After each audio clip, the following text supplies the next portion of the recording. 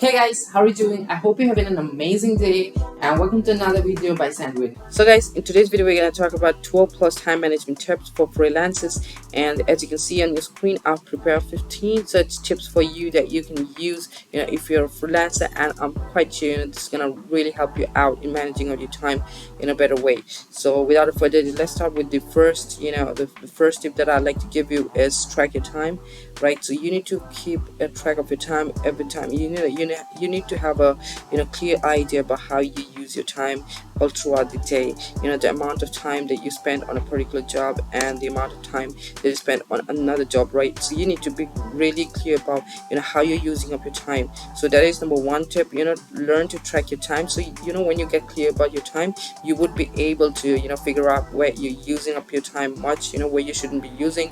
You can basically cut down the time there, and you can basically start managing it in a better way. So just start learning about how you're using your time.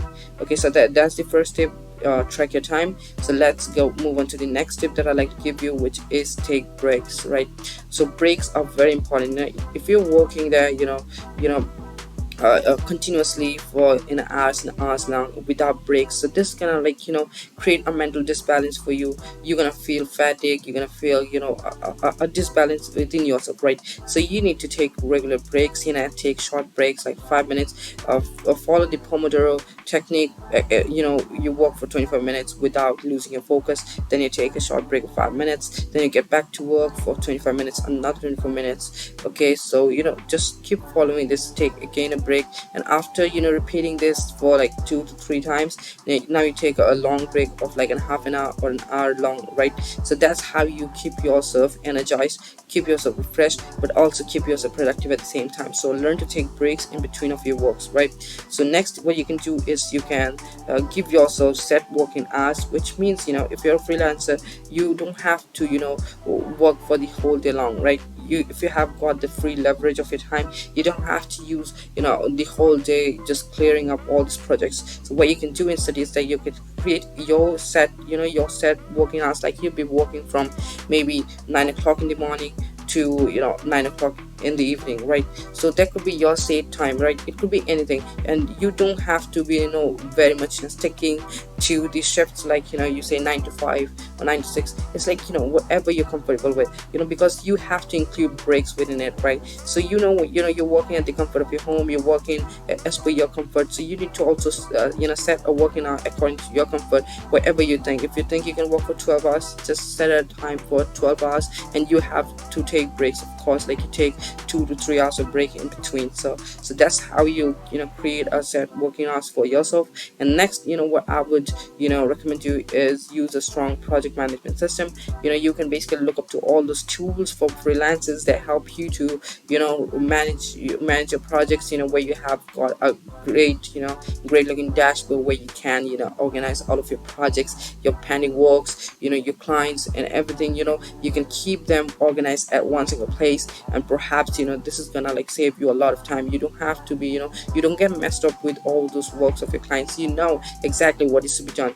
Popular tools like Trello or like Bittrex and all. You can use tools such like this that can help you out with your project management. So definitely that's a great tool. That's really a great tip that I'd say you, right? So next is prioritize your tasks. You don't have to deal with all the tasks equally with equal focus, equal efforts. So what you can do is you can start prioritizing your tasks. So what does that mean is that if you got like 10 projects at a time, so you can basically choose out which one is the project that you need to be focusing on more. Like for example, if you got one project that you have to deliver within 2 days, and you have another project that you have to deliver within 5 days, so the one that you be delivering in 2 days needs more attention. So that's how you prioritize your task. Or it could also depend on the remuneration. For example, if you have got a work that costs for which you're being paid suppose $10, and there's another project that for which you're paid $100. So the $100 task would be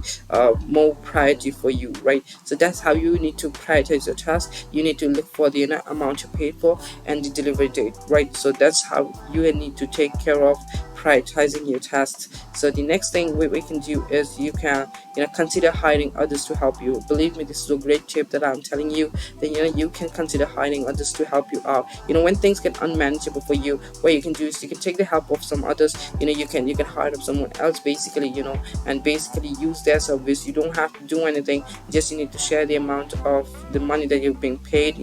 So you just need to pay off a certain amount, a certain portion to them, as their service charge, and get the work done and deliver it right away to the client. There's no effort and there's nothing in between, right? So you get the work done, you send it to the client, you get the payment, and you pay him his share, and you keep yours 100% profit, right? So that is how you can consider hiring others. Perhaps this can also grow big as a business, because when you're working as an agency, as an individual, and you try to grow as an agency, you need more people working for you, because you have to handle more a great number of projects in the same time. So you need to definitely consider hiring others to get some work done for you.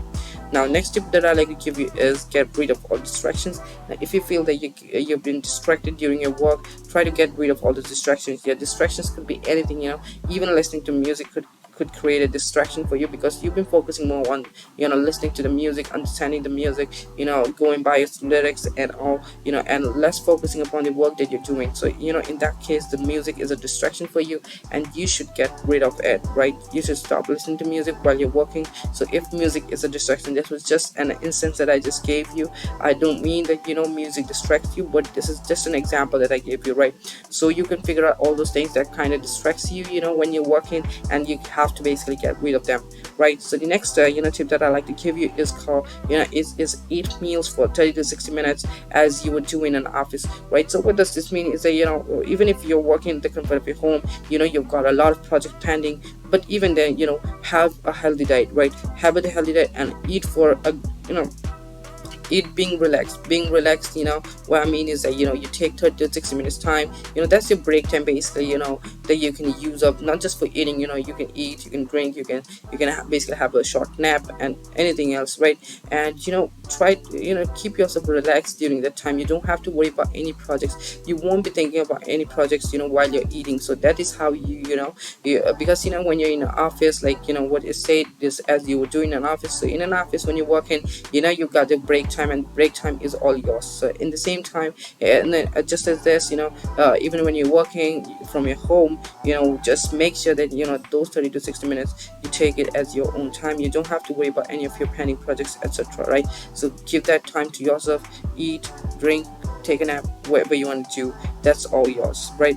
So next, what you can do is you can try time blocking.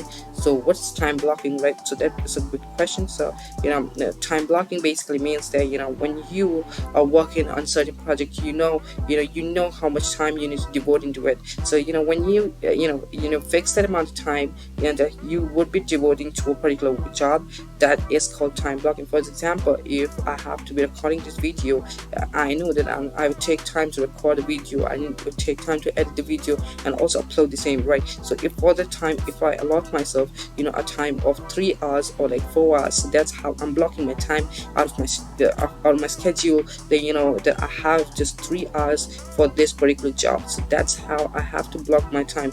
I said 3 hours of my daily schedule is blocked for this particular job. So that's how you need to block time. And perhaps you don't have to focus on any other job while you're working in this space of this 3 hours is for you, for this particular job, and you don't have to be dealing with any other job for this time, right? So that is how you need to learn to block your time for specific projects, for particular any tasks, etc., right? So the next thing what you can try, the 10th tip I would like to give you is find your most productive hours and use them to your advantage, right? So when you're working for all day, you definitely know that your performance all throughout the day isn't consistent, right? There are ups and downs, like there could be some hours, like if you love working in the morning, you could be more productive in the morning. If you are like a late owl, so what you'll be doing, if you're a night owl, so that your productivity is at its peak during the night hours, so you would be working more during the night night, right? So that's how you need to figure out your own productive time, because everyone have got their own taste, their own preferences. And therefore, what I would suggest you try to figure out what time, what time slot fits you the best, when you're more productive, and accordingly use them to your advantage. You can take, you can take up all those difficult tasks, or like kind of the boring tasks during that time, because you're at the peak of your productivity during that time slot. And perhaps at that time you can give your best, and you can deal with all the on all your most prioritized projects, or maybe some boring projects, because all throughout the day you might feel lame and lazy to be dealing with them. So you can basically deal them during your productivity hours, right? So that's how you need to figure out, and you need to take advantage of your productive time. Figure out your productive time and take advantage of it in any way you like, right? So next is use make templates for communication with clients. Now when you're a freelancer, you need to deal with a lot of clients, and most of the times all those messages that you're receiving have got kind of similar replies. So in that case, instead of typing the whole reply every time, what you can do is you can just go ahead and like create template of yourself. Like this is also what we do. We have got templates made for ourselves, right? So whenever a client reaches us, we just use that template, copy paste the template, make some necessary edits, and that's it. We just send the mail to the client, and we don't have to be wasting a lot of our time communicating with the clients, typing all the emails by ourselves. So just have templates created. You can just have 5 to 6 templates created, like when some client reaches you out, or when someone asks you for your pricing, when you have to give a quote, and when your project is delivered. And these are basic templates that you can create. If someone asks you for a revision, so what kind of reply do you give? So that is how you create templates, different templates. List out all those cases that you might encounter, and accordingly create a template, email template for the same, right? And next tip that I'd like to give you, very important, is don't overbook yourself. It is the most important when it comes to time management. So what does this mean is that don't overbook yourself. Don't get into grid, right?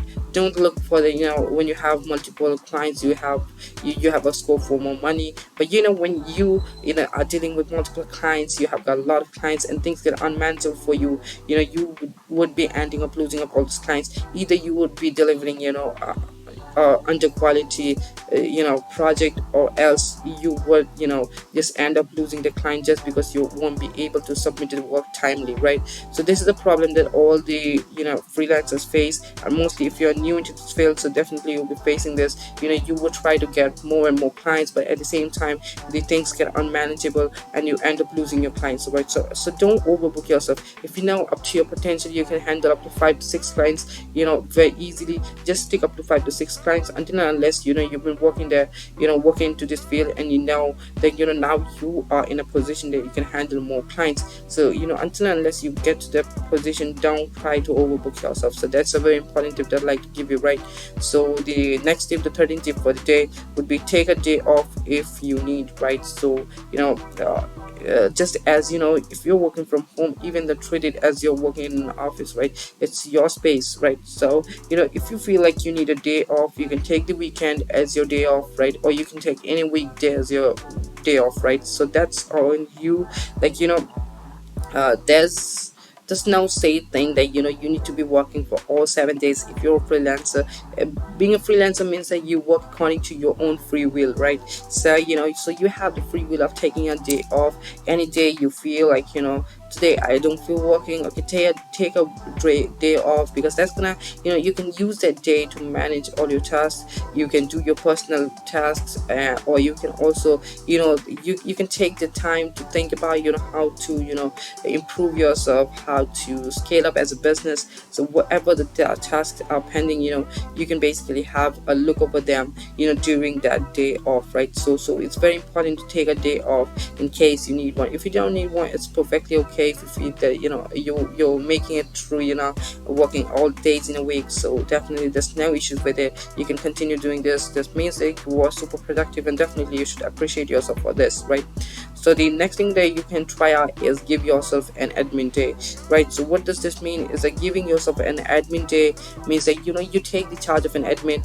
You look after all those things that you're going through in your business, right? You can check out for all those clients, all the pending payments, and you can check for basically how your work is. You do a quality assessment for yourself, and this will just help you grow yourself. And perhaps this will also help you discover certain things that you might be doing in a certain way, and that you can introduce some improvement into it and basically save a lot of time, right? So this is a very important day. The day you take off, I would recommend, you highly suggest the day off that you take should be the day, should be an admin day for you. You make all those necessary assessments that day. You look for the work, you look for your clients, you look for all those payments, you look for all the quality of the work, you look for improvements, everything. Basically being an administrator and looking into things, right? As being the top management, right? You think yourself as the it's a top management of a company, and you try to audit everything, right? So that's the day you need to give yourself, you need to audit all of your works as a freelancer, right?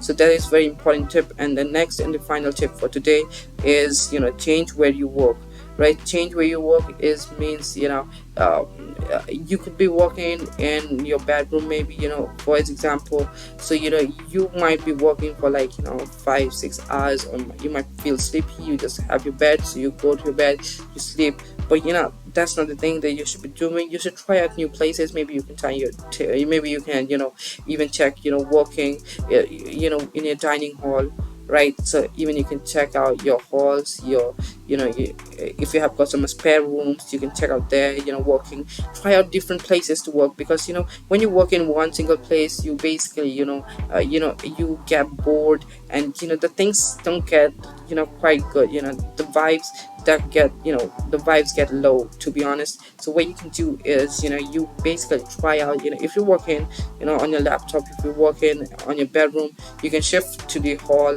You can also shift to some spare room. So basically you need to just keep changing the places where you're working. So this is also this would also include some kind of physical activity during your work, and perhaps this would really help you out to keep yourself energized. And also working in new places means you feel refreshed, kind of thing.